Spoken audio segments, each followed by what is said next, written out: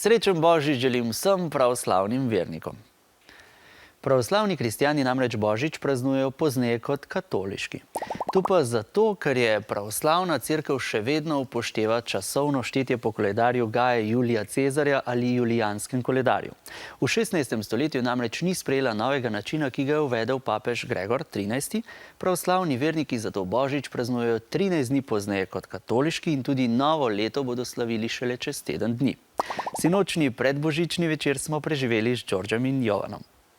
Đorđe in Jovan sta pravoslavne vere in danes praznujeta Božič.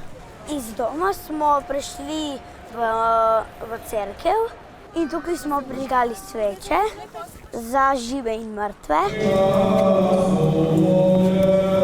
Po obisku cerkve se praznovanje nadaljuje doma.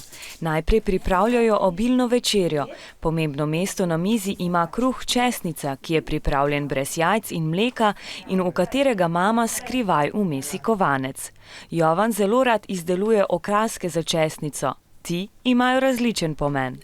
Srček je za ljubezen, rožica, pa samo iz rožice pa bom naredil smajlija.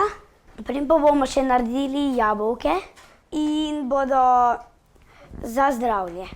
Đorđe in Jovan sta se na Božič skupaj z družino pripravljala 6 tednov, tako da nista jedla mesa oziroma sta se postila. Na mizi se za božični večer znajde mnogo dobrot, ki so prav tako postne. Vse jedi so postne, zato ker je danes zadnji dan posta. To pomeni, da na mizi ni mesa, ribe so izjema.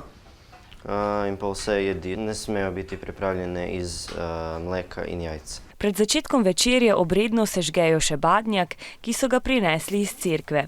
Badnjak je hrastova veja slamo.